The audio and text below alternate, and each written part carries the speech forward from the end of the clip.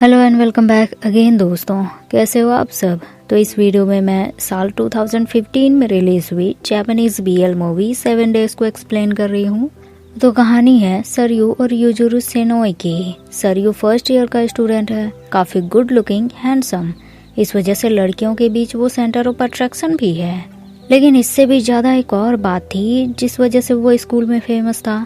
उसकी डेट, वो हर वीक नए नए पर्सन को डेट करता। वीक के फर्स्ट दिन यानी कि मंडे को जो भी उसे प्रपोज करता वो उसके साथ एक वीक के डेट के लिए मान जाता, और वीक के लास्ट दिन यानी कि संडे को उससे ब्रेकअप कर लेता क्योंकि उसे उस पर्सन से प्यार हो ही नहीं पाता। वहीं यूजुरु सेनोई के साथ ठीक उल्टा होता। वो भी लड़कियों में सेंटर ऑफ अट्रैक्शन था, लेकिन अपनी फॉरवर्ड जुबान के चलते सब उससे ही ब्रेकअप कर लेते। और फिलहाल अभी सैटरडे को ही ताजा एक लड़की ने उसे डंप किया था। बेचारा आज मंडे के दिन दुखी आत्मा बनकर स्कूल आया था। वो दोस्तों ने उसे डिप्रेशन से बाहर निकाला और पिज्जा ऑर्डर करने के लिए कहा। क्लास में कुछ लड़कियां सरयू की बातें करने लगी। यूजुरु सेनाई भी थोड़ा क्यूरियस हो गया। दोस्तों ने बताया उसे कि वो तो आर्चरी क्लब का स्टूडेंट है, फर्स्ट ईयर का, और एक वीक के लिए यूजुरु की फ्रेंड ने भी उसे डेट किया है। लड़का अच्छा है, किसी भी लड़के को बुरी नजर से नहीं देखता, पर हाँ वीक के लास्ट में वो सबसे ब्रेकअप कर लेता है। यूजुरु थोड़ा और क्यूरियस हो गया। देखा था उसने सरयू को आर्चरी क्लास में, काफी शांत टाइप का, बिल्कुल परफेक्ट लड़का है। इसके बाद यूजुरु पिज्जा लेने बाहर चला गया। पिज्जा डिलीवरी आने में देर था तो वो वहीं वेट करने लगा, लेकिन पिज्जा से पहले सरयू की कार आकर रुकी। एक लड़की ने सरयू को ड्रॉप किया और चली गई। सरयू की नजर यूजुरु पर गई। वो सीधे ही उसके पास आ गया। यूजुरु बोलने लगा, वो तुम्हारी न्यू गर्लफ्रेंड थी क्या? थोड़ी एजेड लग रही थी। सरयू का जवाब हाँ भी था और ना भी। यूजुरु ने बिना देरी किए सवाल किया, तो तुम्हारी वो 1 वीक डेट का रूल है ना, तुम परमानेंट नहीं चाहते? अच्छा बताओ तो तुम्हारी पसंद किस टाइप की है? मैंने सुना है वीक के फर्स्ट दिन तुम्हें कोई भी फर्स्ट प्रपोज करे तो तुम मना नहीं करते, चाहे कोई भी हो तुम उसे डेट करने के लिए मान जाते हो। सरयू के पास जवाब तो नहीं था, पर हाँ उसे यूजुरु का फेस बहुत पसंद था और इसे भी एक टाइप में गिना जा सकता है। ये बात उसने यूजुरु को भी बोल दी। उसे बस यूजुरु का रिएक्शन देखना था। पर यूजुरु का जवाब आया, क्या तुम मुझे डेट करोगे सरयू? सरयू का मुंह खुला का खुला रह गया। उसने इस बात की उम्मीद नहीं करी थी और उसके जवाब देने से पहले ही पिज्जा की डिलीवरी आई। पर यूजुरु अपना वॉलेट क्लास में ही भूल गया था। सरयू ने उसके पैसे पे कर दिए और फिर वहाँ से दोनों चल दिए अपने अपने रास्ते, लेकिन दिल तो मिल चुके थे उनके। क्लास के बाद सरयू यूजुरु के क्लास आया। यूजुरु ने उसके पैसे वापस किए और सरयू यूजुरु से उसका कॉन्टेक्ट नंबर मांगने लगा। यूजुरु को लगा नहीं था कि सरयू जैसा पर्सन ऐसा भी करता होगा, पर सरयू भी तो इंसान ही है ना। यूजुरु ने उसे अपना फोन दिया। सरयू ने उसे अपने कांटेक्ट में ऐड किया और उसका फर्स्ट नेम पूछा तो पता चला यूजुरु उसका फर्स्ट नेम है और सेनाई सेकंड, और उसका नाम का मतलब ही तीर और धनुष होता है। सरयू बोलने लगा, तुमने अपना नाम के हिसाब से ही क्लब ज्वाइन किया है क्या? और इससे पहले कि यूजुरु नाराज हो जाता, सरयू ने बात बदल दिए। बोला, मैं तुम्हें यूजुरु कहकर बुलाऊंगा क्योंकि सेनाई कहना मुश्किल है।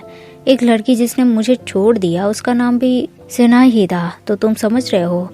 यूजुरु समझ गया, होता है ऐसा। उसने सरयू को क्लास के बाद आर्चरी क्लब में प्रैक्टिस के लिए आने के लिए कहा और यूजुरु बोले, सरयू ना करे, ऐसा तो नहीं हो सकता। लेकिन यूजुरु एक बात से थोड़ा परेशान था। सरयू ने तो उसके क्वेश्चन का जवाब नहीं दिया, पर उसने कांटेक्ट नंबर एक्सचेंज किए, साथ में घर जाने के लिए कहा और भी बहुत कुछ जो कपल्स करते हैं। तो इसका मतलब क्या निकलता है?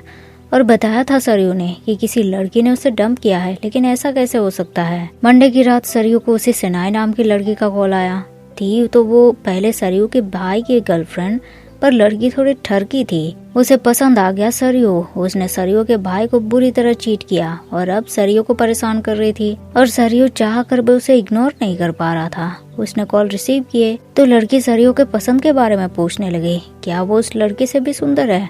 सरयू के दिमाग में इमेज बस यूजुरु का ही घूम रहा था, और यूजुरु है ही इतना क्यूट कि सरयू उसकी तारीफ में बिल्कुल कंजूसी नहीं कर पाया। लड़की ने सरयू को सैटरडे शाम उसके साथ बिताने को कहा। सरयू को ये बात पसंद नहीं आई। उसे बोला कि क्यों ना तुम मेरे भाई से माफी मांगो और फिर से तुम दोनों टुगेदर हो जाओ, पर लड़की तैयार नहीं थी। सरयू को बस अब यूजुरु का ही ख्याल आने लगा। उसे लग रहा था कि अब यही यूजुरु ही वो पर्सन है जिसके पास उसकी तलाश खत्म होगी। इस बार उसे प्यार हो ही जाएगा। हर वीक की शुरुआत में उसे एक नई होप नजर आती है। पर वीक खत्म होते होते सब खत्म हो जाता है। इवन उस सेनाई नाम की लड़की के साथ भी यही हुआ, पर लगता नहीं यूजुरू के साथ ये सब एक वीक में खत्म होगा। आज ट्यूसडे की सुबह सरयू ने यूजुरू को गुड मॉर्निंग मैसेज भेजा और उधर से तुरंत रिप्लाई आया, इतनी सुबह सुबह तुमने मुझे जगा दिया, इस बात से बहुत गुस्सा आ रहा है मुझे तुम पर। मैसेज देखकर सरयू बड़ा खुश हुआ। हाँ, यूजुरू ने बहुत बुरी तरह डांट लगाए थे उसे और वो जैसा दिखता है वैसा बिल्कुल भी नहीं है, पर फिर भी यूजुरू क्यूट है। सरयू यही सब सोच रहा था और यूजुरू का कॉल आ गया। कॉल रिसीव होते ही यूजुरू उसे डांटने लगा कि तुमने मुझे इतनी सुबह सुबह जगा दिया है और अब मुझे नींद नहीं आ रही, तुम्हें भी नहीं सोने दूंगा। और चूंकि तुमने मुझे इतनी सुबह सुबह जगा दिया है तो आर्चरी के मॉर्निंग प्रैक्टिस पर भी आना होगा तुम्हें। सरयू के तो मानो जैकपॉट लग गए, दोनों मॉर्निंग प्रैक्टिस पर आए आर्चरी क्लब। सबसे पहले तीर चलाने की बारी यूजुरू की थी, बढ़िया शॉट मारा उसने और अब फर्स्ट ईयर यानी कि सरयू की बारी आई, उसने भी बढ़िया किया। क्लास के बाद दोनों साथ में घर के लिए निकले। यूजुरू पूछने लगा, तुम्हारा घर इसी तरफ है क्या जो साथ में आ रहे हो? और जवाब उसे अलग मिला। दरअसल सरयू का घर तो अपोजिट तरफ था, वो बस यूजुरू को छोड़ने आ रहा था।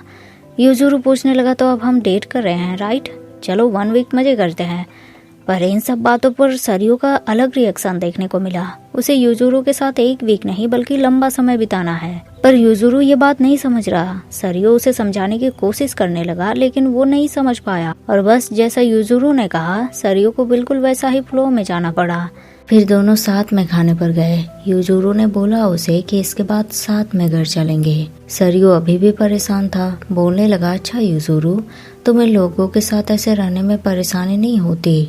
और जवाब मिला, इसमें परेशानी क्या है, हम दोनों ही खुद एंजॉय कर रहे हैं। खाने के बाद दोनों मूवी देखने गए और फिर अपने अपने घर। इस तरह से ट्यूसडे को भी दोनों ने बहुत अच्छे से बिताया।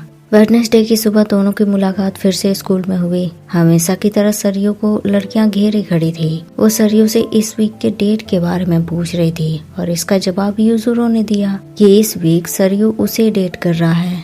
लड़कियों को बिलीव नहीं हुआ। हाँ, दोनों टुगेदर अच्छे दिखते हैं पर डेट नहीं कर सकते।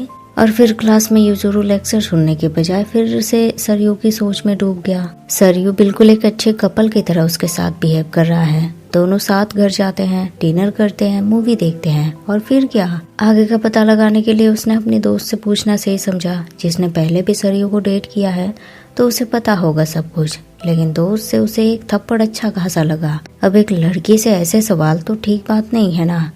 फिर भी दोस्त होने के नाते लड़की ने बताया उसे कि सरयू अच्छा लड़का है। लड़कियों को वो किसी भी तरह से फोर्स नहीं करता, पर हाँ, लड़कियां खुद उसे कुछ करने के लिए परमिशन दे देती है। फिर भी सरयू ने नहीं छूता। यूजुरू दोस्त की बातें सुन ही रहा था कि क्लास के बाहर सरयू दिखा। यूजुरू चल दिया उसके साथ। दोनों बालकनी के पास साथ में कोल्ड ड्रिंक पीने लगे। सरयू ने खुद पे किए थे उसके पैसे। यूजुरू बोलने लगा, अच्छा लगता है जब कोई आपसे प्यार करता है, आपकी केयर करता है। और अब हम दोनों को साथ में देखकर मुझे लगता है ना कि लड़कियां ज्यादा जोर से चीखती हैं, पर फिर भी वो बिलीव नहीं करती कि हम डेट कर रहे हैं। फिर दोनों ने आर्चरी प्रैक्टिस के बाद साथ में घर जाने का प्लान बनाया। इसी बीच यूजुरू को सरयू के आंखों के ऊपर तिल दिखा। वो तिल बिल्कुल वियर्ड जगह पर था। मे बी वो डस्ट भी हो सकता है। और बिना सोचे यूजुरू ने उसके गालों पर हाथ रख दिया। सरयू उसे देखने लगा। दोनों की आंखें मिली, फीलिंग्स जागे और बात आगे भी बढ़ जाती अगर नेक्स्ट पीरियड का बेल नहीं बज जाता। दोनों होश में आए। यूजुरू जाने लगा तो दोस्त मिल गया। बुक ला दिए थे उसने यूजुरू के और यूजुरू ने खुशी से उसे आई लव यू बोला। सरयू से ये बर्दाश्त नहीं हुआ, बोलने लगा, यूजुरू ये तो चीटिंग है। पर यूजुरू के दिमाग में ये बात नहीं गई। क्लास के बाद दोनों ने मिलने का प्लान बनाया था तो यूजुरू पहले ही पहुंच गया। वो एक कपल स्पॉट था। व्यूज अच्छे आते थे इसीलिए यूजुरू ने चुना वो प्लेस, पर अब अकेले ही उसे अजीब लग रहा था यहाँ। सरयू भी आया। दोनों बातें करने लगे और सामने यूजुरू को एक कपल किस करता दिखा। अब उसे भी ऐसा मन किया। सोचा कितनी लड़कियों ने ट्राई किया होगा सरयू के साथ ये। दोस्त तो बता रही थी कि लड़कियां खुद ही सरयू को सौंप देती है, पर सरयू उनके साथ कुछ भी नहीं करता। यही सोचकर यूजुरू ने अपनी आंखें बंद कर ली। उसे जानना था कि सरयू क्या करता है और बस उसकी आंखें बंद करते ही सरयू ने उसे किस किया। यूजुरू बुरी तरह चौंक गया। उसे दोस्त की बातें बिल्कुल झूठी लगी। सरयू ने उसे किस किया। माहौल थोड़ा अनकंफर्टेबल हो गया। इस तरह से वेडनेसडे भी बीत गया और अब थर्सडे की बारी थी। सरयू परेशानी में था कि कल जो उसने किया इसके बाद यूजुरू कैसा रिएक्ट करेगा। कहीं उसका बिहेवियर चेंज हो गया तो, पर वो गलत साबित हुआ। यूजुरू बिल्कुल नॉर्मल पेश आया। सरियो ही कुछ ज्यादा ही सोच रहा था। यूजुरू ने कल के इंसिडेंट को एक एक्सीडेंट बताया। सरियो भी रिलैक्स हो गया। क्लास के बीच ब्रेक के टाइम दोनों अकेले जगह पर समय बिताने आए। यूजुरू को नींद आ रही थी तो वो सरियो के थाई पर सर रखकर लेट गया। सरियो को अजीब फील हो रहा था। बड़ी मुश्किल से खुद को कंट्रोल किया उसने। यूजुरू को दोस्त की बात याद आई। उसने सरियो को बताया, तुम्हें पता है मेरी क्लास की एक लड़की को तुमने डेट किया था, मेरी दोस्त है वो, अभी तुम्हारी बात होती है उससे? सरियो का जवाब ना में आया। उसने बताया, एक बार जिस पर्सन को वो डेट कर लेता है उससे दोबारा बात नहीं करता, सारे कॉन्टेक्ट्स भी डिलीट कर देता है। यूजुरू थोड़ा मायूस हुआ, बोलने लगा, तो इसका मतलब नेक्स्ट वीक तुम मेरा भी कॉन्टेक्ट डिलीट कर दोगे? सरियो तुरंत ना बोलना चाहता था पर वो नहीं बोल पाया और उसकी खामोशी को यूजुरू ने हाँ में मान लिया। तभी सरियो को उसे सेनाई नाम की लड़की का कॉल आया। वो रो रही थी। उसने सरियो के भाई को मनाने की कोशिश की थी पर वो नहीं माने। सरियो ने बोला उसे ये चीट तो उसने पहले करी थी भाई के साथ, तो अब भुगतना तो पड़ेगा ही। यूजुरू उनकी बातें सुन रहा था और अचानक से उसने सरियो से फोन छीनकर कॉल कट कर दिया। चीखने लगा, सरियो तुमने कहा था जिसे डेट किया है तुमने, तुम उससे कभी बात नहीं करते, पर ये क्या है, झूठ बोलते हो तुम। सरियो को भी समझ नहीं आया अचानक से यूजुरू ऐसे नाराज क्यों हो गया। यूजुरू बोलने लगा, इसका जवाब तुम मुझसे क्यों पूछ रहे हो? तुम्हें समझ नहीं आ रहा? अभी तुम मुझे डेट कर रहे हो तो किसी और से बात नहीं कर सकते तुम। और वो सरियो का फोन फेंक कर चला गया। लड़की का कॉल दोबारा आया। सरियो ने रिसीव किया। उसे समझाया कि भाई को मनाने की कोशिश करे क्योंकि दोनों ने ही एक दूसरे के साथ चीट किया है और अब से सरियो उसका कॉल रिसीव नहीं करेगा क्योंकि वो पर्सन मिल गया है उसे जिससे वो बहुत प्यार करता है, सबसे ज्यादा, लड़की से भी ज्यादा। सरियो खुश था कि यूजुरू को जेलस फील हुआ और ये गुड साइन है। इट मीन्स यूजुरू के मन में भी सरियो के लिए फीलिंग्स हैं। क्लास के बाद सरियो को यूजुरू उसका वेट करता दिखा। दोनों साथ में घर चले। यूजुरू ने उससे माफी मांगी कि वो बेकार में गुस्सा हो रहा था, पता नहीं क्यों उसने गुस्सा किया। सरियो बोलने लगा, इसमें माफी मांगने वाली कोई बात नहीं है क्योंकि मुझे अच्छा लगता है किसी के कंट्रोल में रहना। यूजुरू तो ये बात नहीं समझ पाया पर सरियो को उसे समझाने की जरूरत नहीं थी। धीरे धीरे वो समझ जाएगा। तो इसी तरह सरियो और यूजुरू के एक वीक डेट में थर्सडे भी बीत गया। तो देखते हैं इनकी ये डेट एक वीक में ही खत्म हो जाएगी या फिर पूरी लाइफ टाइम चलेगी। तो इसी के साथ आज के लिए बस इतना ही। मिलते हैं फिर नेक्स्ट वीडियो में। तब तक के लिए thank you so much guys for watching the video.